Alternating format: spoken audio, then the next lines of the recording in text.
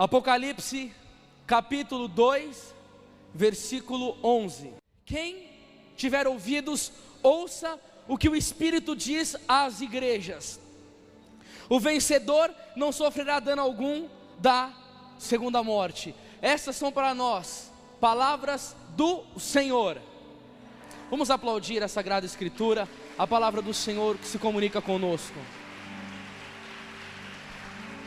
Eu quero oferecer esta pregação ao nosso maravilhoso, belíssimo, amado, santo, catedrático. Eu não tenho palavras para qualificar este homem, o sumo pontífice, o Papa Bento XVI, que amanhã aniversaria. Essa palma está chucra demais para o Santo Padre.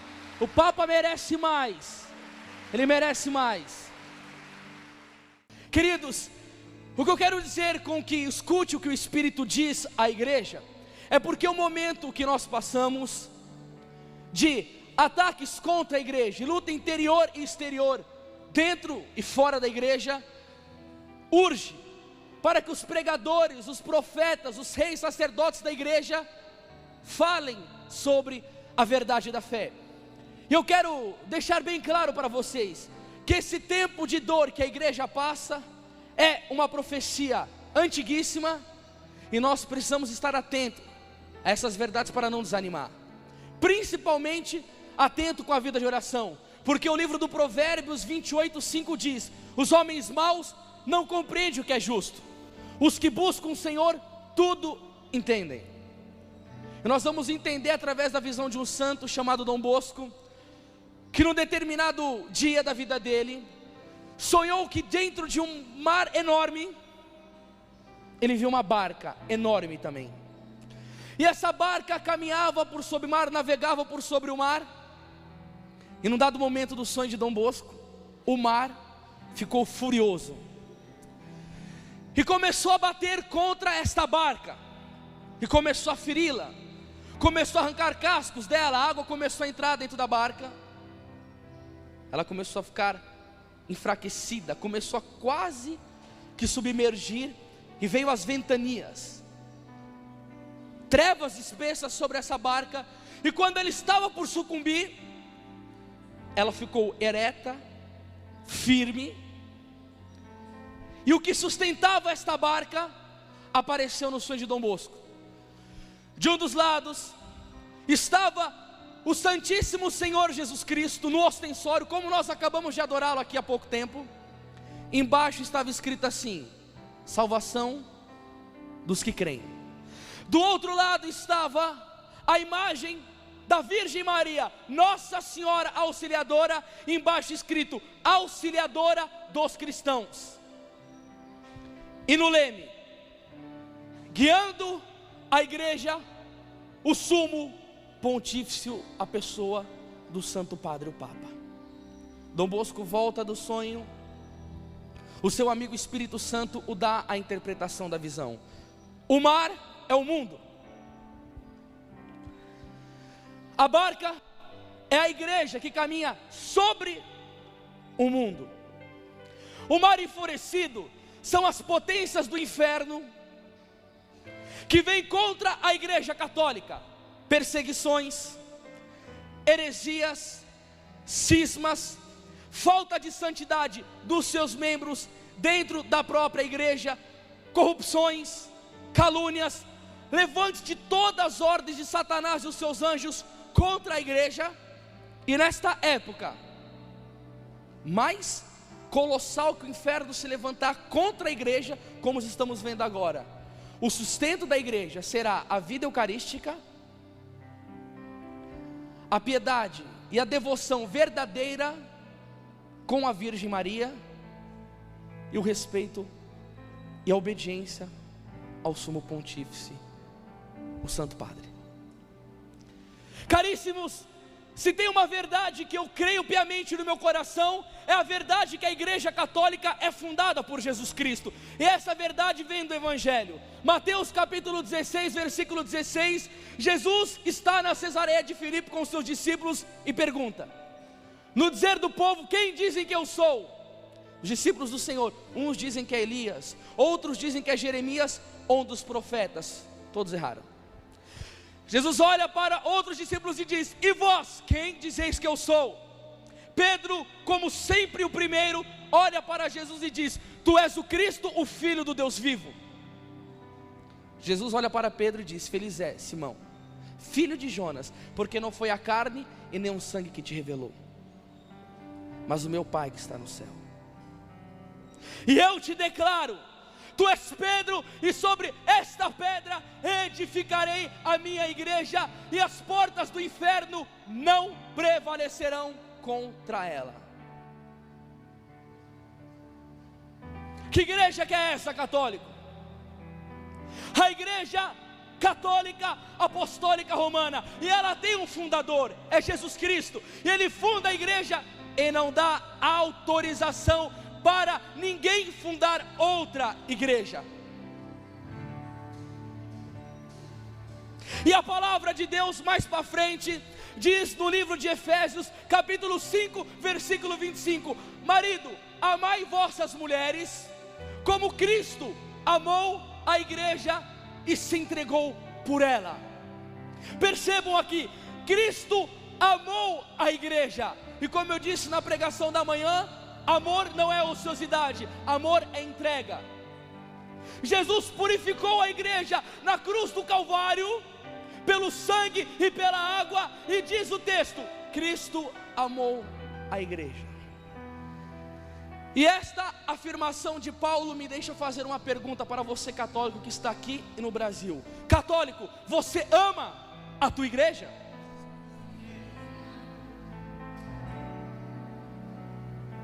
Santo Agostinho diz uma frase: nós só conhecemos aquilo que amamos. 17% dos católicos da Alemanha abandonaram a igreja. E eu fiquei com dó, porque eu falei: não ama a igreja, não sabe o que é a igreja. Nós devemos amar a igreja de uma maneira belíssima, e nós vamos entender o porquê. E não foram poucos santos que amaram a igreja.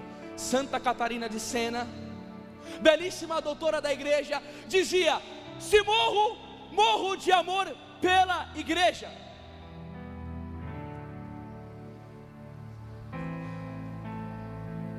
Poeta Paul Claudel: seja louvada para sempre esta grande mãe majestosa, sobre cruz de joelhos eu tenho aprendido tudo. São José Maria Escrivá, ao que ele dizia: eu amo a igreja com toda a minha alma. Confidenciava ele no período de sua vida: queimei a minha juventude, a minha maturidade e a minha velhice para servi-la. Não digo com pena, já que voltaria 1000 vezes a fazê-la. E outro testemunho belíssimo de amor à igreja: não te separes da igreja. Nada é mais forte do que a igreja. A tua esperança é a igreja, a tua salvação é a igreja, o teu refúgio é a igreja. É mais alta que o céu, é mais longa do que a terra, nunca envelhece e o seu vigor é eterno. Diz São João Crisóstomo: o Espírito diz expressamente que nos tempos vindouros muitos hão de apostatar da fé, dando ouvido a espíritos embusteiros e a doutrina de demônios. Isso é doutrina satânica. Igreja santa, como dizia o teólogo do Vaticano II, Karl Rahner, de homens pecadores. Quem é pecador na igreja? É eu e você, somos nós, mas a igreja não. Paulo diz em 2 Timóteo 4:3 que chegaria um tempo, irmãos, que não suportaria essa doutrina da salvação. E muitas vezes, até em ambientes católicos, de pessoas que não obedecem o sumo pontífice, você fala essas coisas, você é taxado de louco, você é taxado de retrógrado, se você segue e obedece o Papa, pelo amor de Deus, né? Eu fiz um curso de teologia, que eu aprendi nesse curso de teologia, de uma professora, que os 10 mandamentos não foram dados por Deus para Moisés. Moisés fez uma cirurgia no cérebro, e que era um homem muito inteligente, e para ser acessível para nós, uma linguagem de entendimento, diz que Deus deu o mandamento para Moisés, mas que Deus não se comunica dessa maneira com as pessoas. Mas foi Moisés que era muito inteligente. Essas coisas que nós estamos saturados de escutar, que o demônio não existe, e o Papa Paulo VI diz que quem nega a existência do demônio sai do âmbito eclesial, e vão entrando essas cisâneas, e vão inoculando esses pensamentos em nós, para ficarmos marcados pela mentira. A igreja é santa. E aqui, uma homilia belíssima, que o Frei Raniero Cantalamessa pregou ao Papa. Ele diz assim: talvez alegues, mas então e a incoerência da igreja? Pregador do Papa. E os escândalos de até alguns papas. Se assim falas, é porque raciocinas humanamente, como homem carnal, e não consegues aceitar que Deus manifesta o seu poder e o seu amor por meio da fraqueza. Não logrando alcançar a inocência por ti mesmo, tu o exige da igreja. Ao passo que Deus determinou manifestar a própria glória e onipotência precisamente por meio desta terrível fraqueza e imperfeição dos homens, sem excluir os homens da igreja. E como eles plasmou a sua esposa, que é maravilhosa, exatamente porque exalta a sua misericórdia, o Filho de Deus veio a este mundo, e como um bom marceneiro que se tornara na escola de José, juntou os pedaços de tábuas mais escangalhados e bichados que encontrou, e com eles construiu o barco que enfrenta o mar faz 2000 anos. Esses pedaços escangalhados sou eu e você, filhos da igreja. Somos nós os pecadores da igreja, mas a igreja não. Mas a igreja está enrugada, a igreja está velha, dizem os inimigos da igreja. Ô dó! A conspiração por trás para acabar com a igreja é tão colossal que nós nunca entenderemos o propósito do inferno para vir contra a igreja. Cadê que acaba com ela? Aí, um reformador protestante chegou para o homem e fez essa pergunta: a um dos reformadores que lhe censurava a permanência na igreja católica, não obstante a sua corrupção, Erasmo de Rotterdam respondeu um dia: falou, como você pode ficar na igreja católica? Olha quanta miséria dentro da igreja, olha quanto pecado. Como se o cara que contestou isso fosse puritano, santo, imaculado, sem falha. Como você consegue ficar na igreja? Tem tantos pecados dentro da igreja. Olha a resposta dele: eu tolero esta igreja, esperando que melhore, já que também ela é forçada a suportar-me à espera de que eu melhore.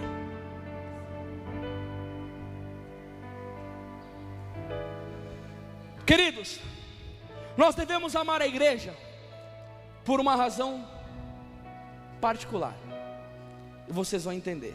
O Papa Bento XVI lançou a encíclica Esperança da Salvação, maravilhosa, porque tem ideologias que têm ensinado o homem a pelejar para ter sucesso aqui, a querer revolucionar aqui.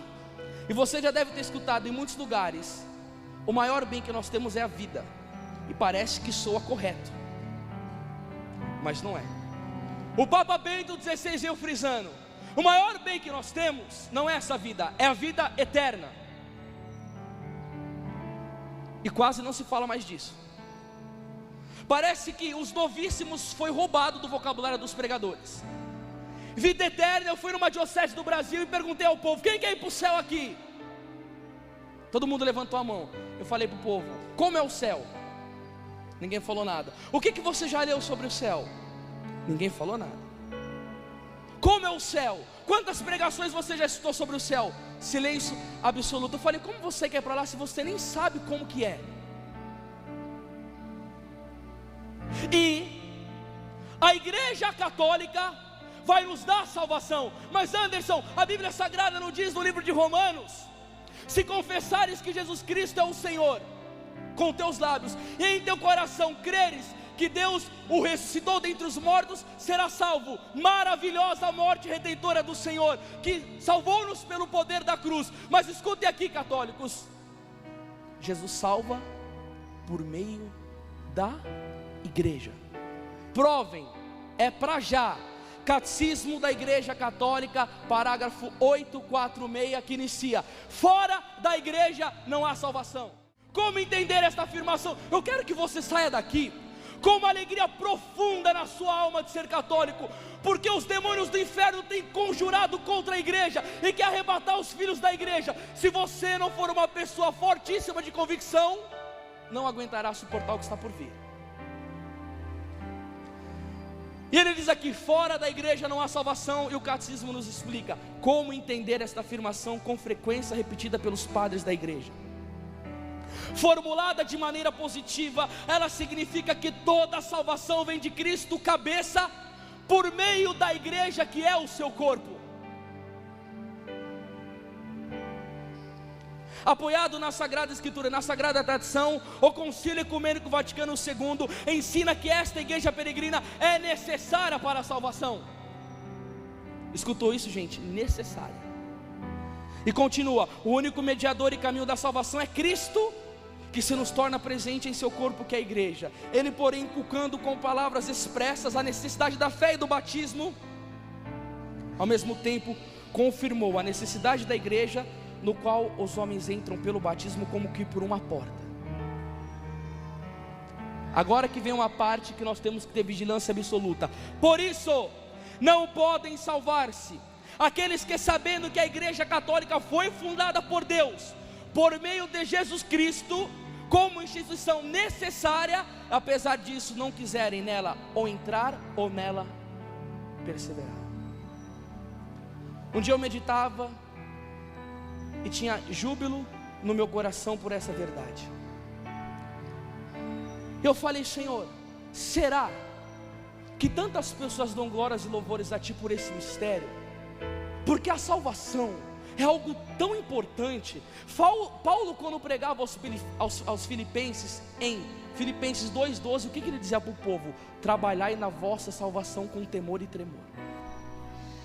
1 Coríntios 19: se é só para esta vida que temos colocado a nossa esperança em Cristo Jesus, somos de todos os homens os mais dignos de lástima. Jesus disse em João 14,2: na casa do meu pai há muita morada. Gente, esse negócio de eternidade é uma coisa muito séria. Por isso que a Bíblia diz em Eclesiástico 7,40: em tudo o que fizeres, lembra-te do teu fim e jamais pecará. Gente, o inferno é horrível. Jesus pregou sobre o inferno 15 vezes, não para botar medo no povo, mas para testificar que existe e que a morte dele na cruz foi para nos livrar de lá. Só que há uma diferença entre redenção oferecida e redenção aproveitada. Cristo deu-se, a salvação está para nós, agora compete a nós seguirmos o caminho da salvação. Como ele disse em João 14,6: eu sou o caminho, a verdade e a vida. E esse caminho que é ensinado pelo Cristo, quem nos ensina é a igreja. Olha que beleza a tradição da igreja. A nossa igreja não nasceu ontem por um pseudo fundador. Quando um discípulo de Napoleão Bonaparte chegou a ele e disse: Napoleão, você tem que fundar uma religião. Nossa, o Napoleão é poderoso, o Napoleão é um colosso, ele é o maior homem do nosso tempo. Os fundadores, os seguidores idolatravam e queria que ele fundasse uma religião. E Napoleão falou: olha, caríssimo, para fundar uma religião precisa de duas coisas. A primeira eu não quero e a segunda eu não posso. E o discípulo estarrecido falou: o que você não pode? Você pode tudo, funda uma religião.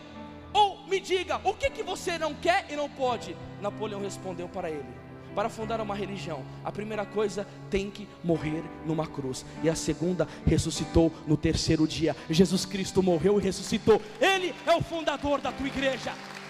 Este sim pode fundar uma igreja. Em todas as igrejas católicas do Brasil, onde você entrar numa igreja, numa capela, você tem a graça maior que nenhuma outra pessoa tem. Você pode, você, escuta aqui, e que está em casa, adorar o fundador da tua igreja. E nós temos que perseverar na fé católica. Nós temos que amar esta mãe. Hoje em dia nós vemos que há uma superficialidade na fé. Livros que estouram hoje são livros de autoajuda. Doutrina quase não se procura. Você vai conversar com alguns católicos, se tem uma ignorância absurda acerca da patrística, dos santos padres, dos ensinamentos da igreja.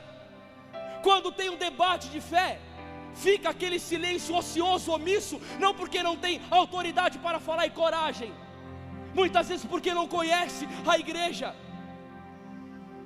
Desde quando eu tive meu processo de conversão, eu gastei mais de 8 mil reais comprando livro para estudar sobre a igreja. E um dia desse eu pregava no estado do Brasil, e disse que na minha meditação pessoal eu fiz uma pergunta a mim mesmo: Anderson, o que você seria se você não fosse católico? E eu respondi para mim mesmo, o jovem mais triste do mundo, porque a maior alegria da minha alma é ser católico.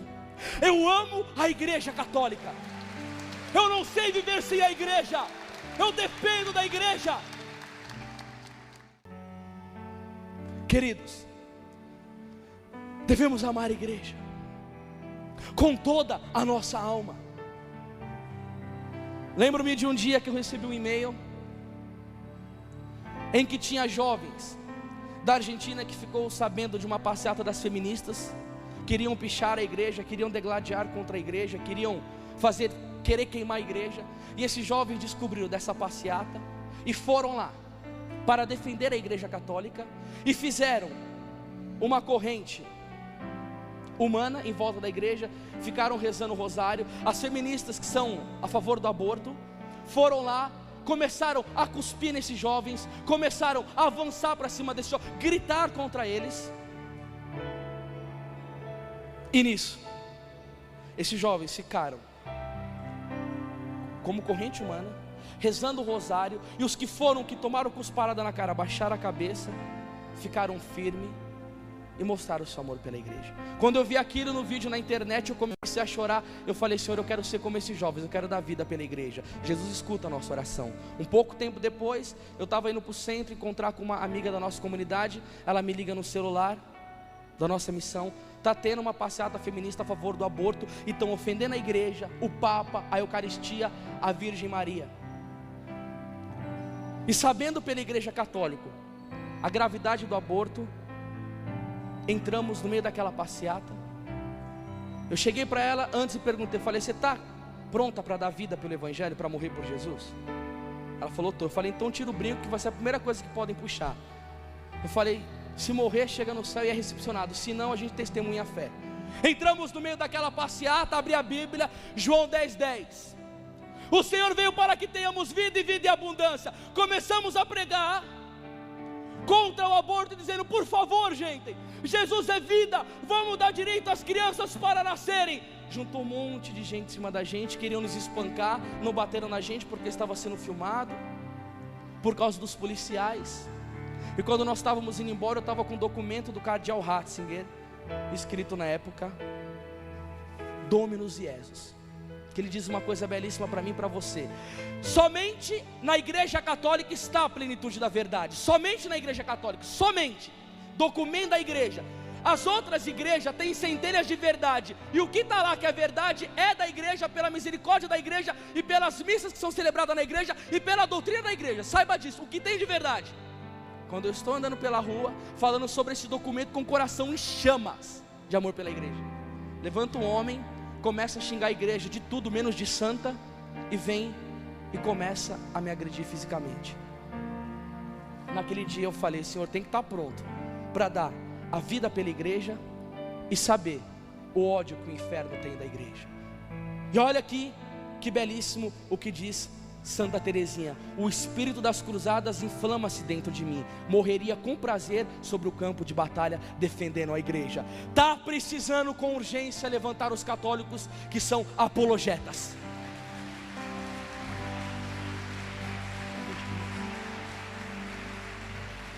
Que precisamos defender a igreja, amar a igreja, se consumir pela igreja. E o tempo difícil que a igreja passa,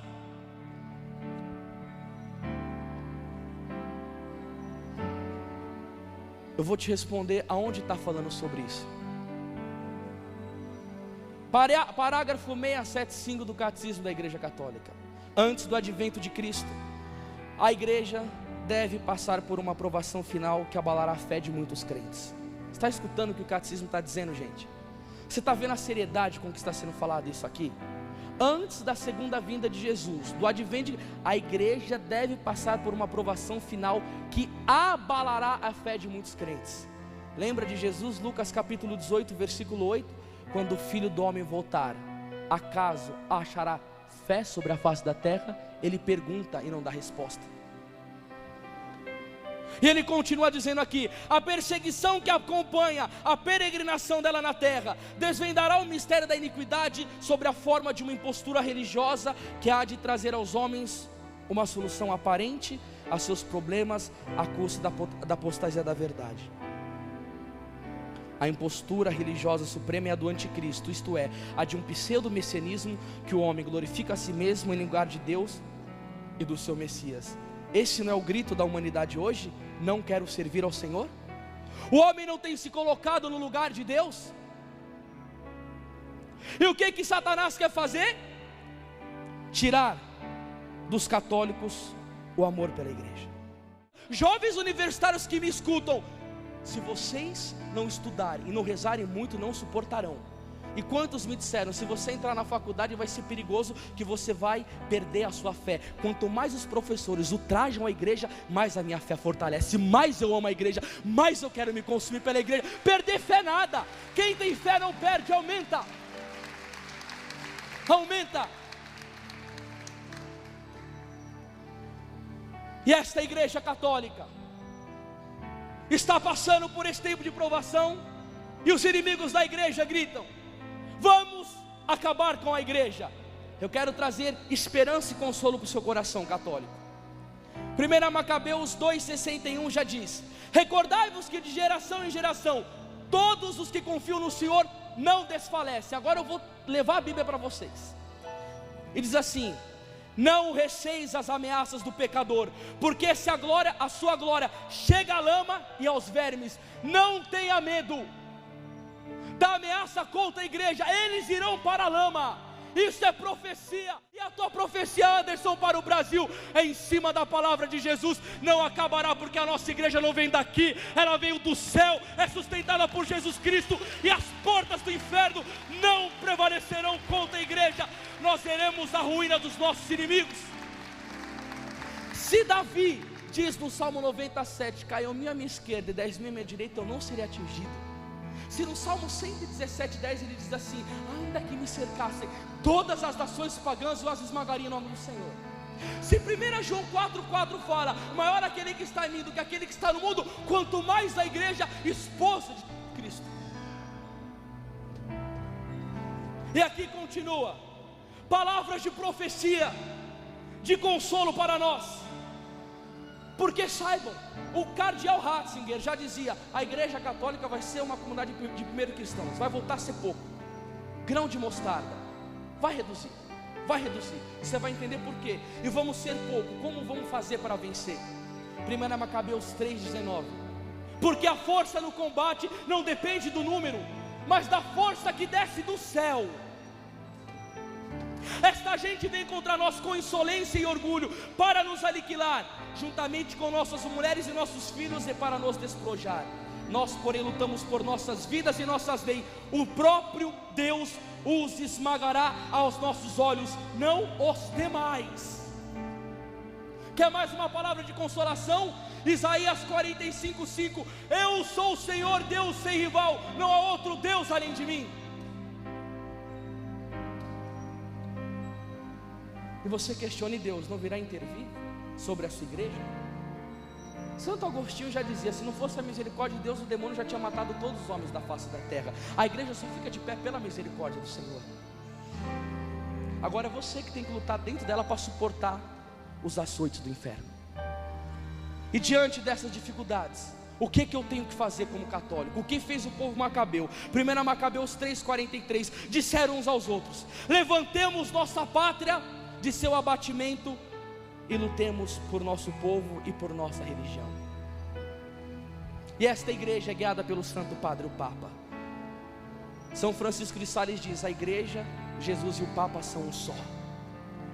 Na época de Napoleão, ele catou os bispos da igreja católica e quis mudar coisas dentro da igreja. Os bispos quietos não falavam nada. Napoleão ficou enfurecido, e quando ele viu que os bispos não faziam nada, ele açoitou um bispo no meio, e o mais ancião dos anciãos levantou a mão, e Napoleão falou: diga. Ele falou: Napoleão, não dá para você mudar nada dentro da igreja, porque a igreja sem o Papa não é igreja.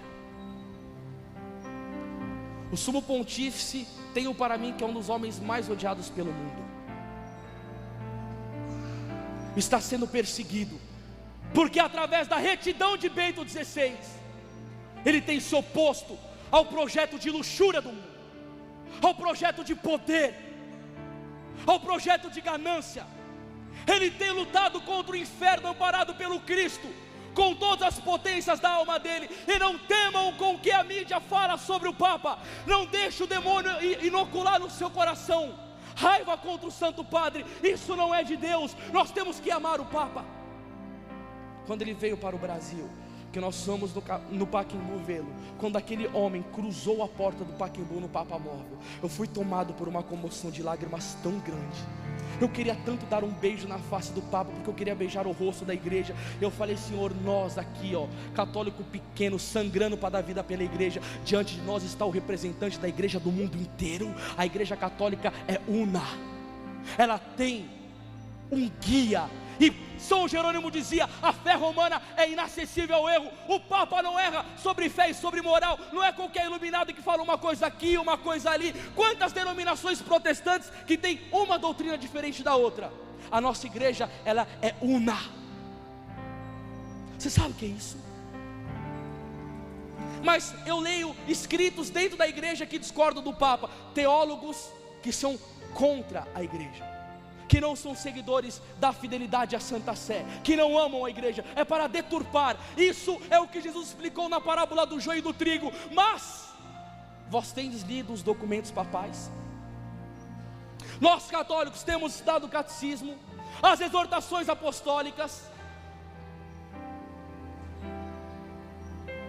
Nós precisamos estar com o Santo Padre, nós precisamos estar com os sacerdotes. Pelo amor de Deus, que maravilha das maravilhas adorar a Eucaristia. E eu já agradeço por ter um sacerdote aqui no altar, porque isso me dá mais ânimo para falar. Nós adoramos o Senhor Jesus Cristo aqui no altar, né? Mateus capítulo 26, versículo 26: tomai e comei, isto é meu corpo. A graça de Jesus de termos a Eucaristia. Santo Agostinho se assombrava: Jesus, vós estáis louco de dizer: tomai o meu corpo e bebei do meu sangue.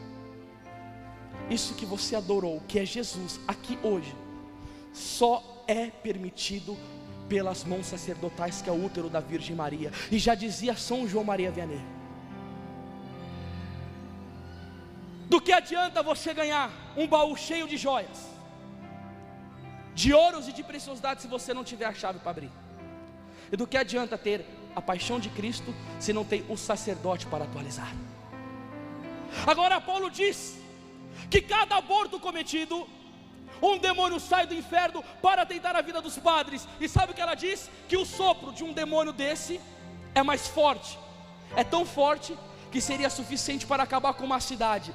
E nós muitas vezes mantemos a língua infeccionada pelo inferno, descemos a linha no padre, no clero e não rezamos. Nós precisamos rezar pelos nossos sacerdotes. E sacerdotes, aqui eu quero me comunicar com vocês: coragem na vossa missão sacerdotal. O Curadar dizia: depois de Deus, sacerdote é tudo. A sua dignidade é extrema sobre a face da terra. Somente vocês podem nos dar o corpo de Jesus, padres católicos, quando nós estamos detonados pelo pecado, fatigados, fracos. Onde que vem a esperança? O confessionário. Somente o padre pode lavar a nossa alma com o sangue de Jesus do confessionário. Você pensa de Satanás estar feliz com os sacerdotes? O demônio quer levar as almas ao inferno. Quando São João Maria Vianney chegou na cidade de Ars, a paróquia vazia, ele começou a fazer a adoração das 2 da madrugada em diante. No meio do caminho ele perguntou: como eu faço para chegar a Ars? O jovem disse: não há nada para se fazer em Ars. Ele disse: então significa que temos que fazer tudo lá. Adorava a Jesus. O plano pastoral daquele padre deu certo. Sacerdotes, olha que lindo isso. Vocês conhecem, mas eu amo falar sobre o sacerdócio católico. Adorava das 2, celebrava a missa às 8, ação de graça e todo dia. O Santíssimo Sacramento e a adoração à santidade começou a puxar almas para a paróquia. Pregação profética gerou arrependimento. Arrependimento, confessionário. Começou a confessar a cidade de Ars. os cabaré, os prostíbulos que tinha foram fechados tudo, o adultério acabou na cidade, os bailes acabaram, prostituição acabaram, não tinha heresia, a igreja católica era soberana, Jesus na Eucaristia reinava, a Virgem Maria reinava naquela cidade. E um dia o demônio chega e coloca o cura-dardos na parede e diz: eu te odeio, somente este ano você roubou 80 mil almas da minha mão. Se tivesse 3 sacerdotes como você, o meu reino estaria acabado. Entendeu, igreja católica e sacerdotes que me assistem, por que tanta raiva do demônio contra vós? O que seria da igreja católica sem o sacerdócio? Bom, eu disse aqui que o demônio quer acabar com a igreja. O Papa na Eclésia da Eucaristia, João Paulo II nos ensina: a igreja vive da Eucaristia, belíssimo. E se não tiver o sacerdote, cadê o corpo de Cristo? Acaba. E se não tem corpo de Cristo, como a igreja vai subsistir? Pode um católico assistir programas imorais, novelas? Que nível de catolicidade que é esse? Eu falei de salvação aqui. Santo Antônio Maria Claret nos ensina: para salvar-se é necessário ter a eternidade na mente, Deus no coração e o mundo debaixo dos pés. Vamos aproveitar esse tempo de purificação da igreja, e como diz em Gênesis 50:20, tirar o mal de um bem. Mas nós só podemos fazer algo através da oração. Santo Tomás de Aquino diz: o que não se consegue pela oração de um, se consegue pela oração de montes. Eu ardo de desejo no meu coração que levante o exército para rezar pelos padres, porque eu prego pela consciência limpa. Padre, eu rezo por vocês todos os dias, todo dia eu rezo pelos padres. Vamos aplaudir o sacerdote. Vem cá, padre. Vem cá, figura sacerdotal. Vem cá ficar perto de mim um pouco aqui, padre. Dá licença, pode aplaudir. É um padre católico que está entrando aqui. Vem cá, padre. Prazer, Anderson.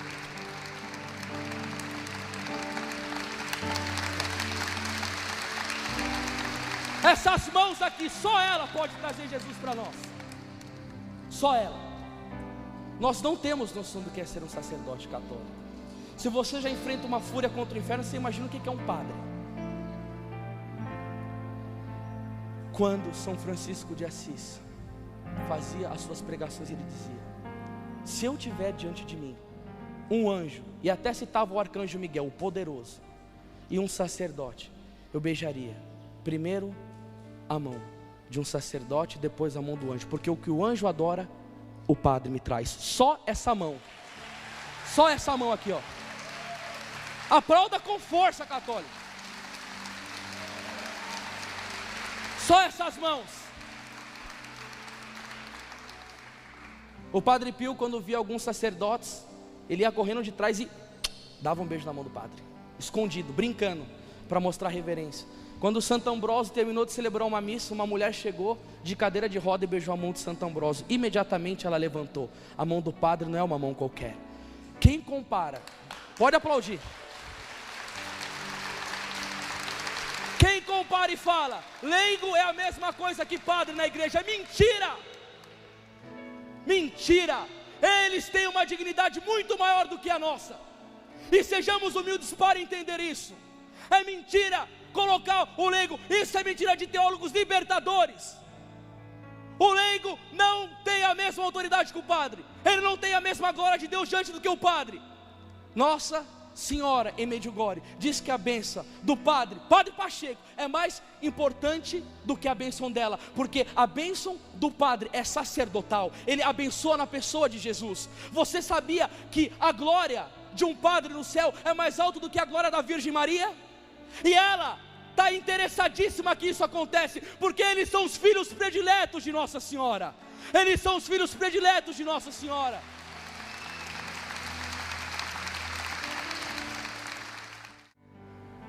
Nós precisamos rezar pelos padres. Muito. E diante desse sofrimento da igreja, que muitos têm abandonado a igreja, no auge da perseguição do Padre Pio, chegaram para ele: olha, Padre Pio, o clero está se levantando contra o senhor, tantas coisas, por que o senhor não se levanta e não brada dentro da igreja? Ele olhou para a pessoa com aquela cara dele santa, mansa, e respondeu: não é a igreja que precisa de mim, sou eu que preciso da igreja. Nós precisamos da igreja. E novamente eu respondo aquela frase que eu disse, de Santo Agostinho: os vossos aplausos são como as folhas de uma árvore, mas o que de vós se espera não são folhas, mas sim frutos. Padre, fica aqui do meu lado, que eu só quero encerrar, para os católicos entenderem mais ainda esse tempo que passa a igreja. Olha o que dizia São José Maria Escrivá: o vendaval da perseguição é bom. Escute aqui: o que é que se perde? Não se perde o que se está perdido. Quando não se arranca a árvore pela raiz, e a árvore da igreja, não há vento nem furacão que a possa arrancar, apenas caem os ramos secos, e esses, bom é que caiam. Deus está fazendo a purificação na igreja. Quem não for católico vai cair fora, mas quem estiver dentro, o Espírito vai trazer força para perseverar, e nós veremos a glória da igreja. Nós veremos a glória da igreja. Aplauda de pé. A igreja, aplauda de pé isso, a igreja, o Papa, o sacerdócio católico, a Virgem Maria, que é mãe dos sacerdotes, que quer nos trazer a salvação. Todo padre de santidade, de oração, de entrega é profundamente mariano. São Maximiliano Kolbe, todos os santos são obra da Virgem Maria. Assim que eu cheguei aqui, imediatamente eu senti no meu coração a força do Espírito me dizendo para que eu viesse a dizer para vocês: o Espírito Santo está derramando a sua graça, e daqui do nosso meio não são alguns, todos o Senhor está dando a graça pela força do Espírito, para que nós sejamos defensores da igreja. Está nascendo defensores da igreja.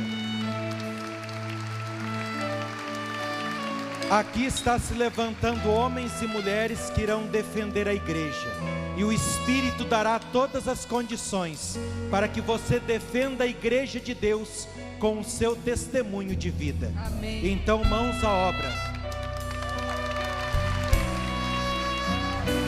Força nessa palma e vamos aplaudir a igreja católica, apostólica, romana de nosso Senhor Jesus Cristo. E Ele é a nossa força, a nossa vitória. Nosso testemunho vença, que a nossa santidade apresse o Senhor.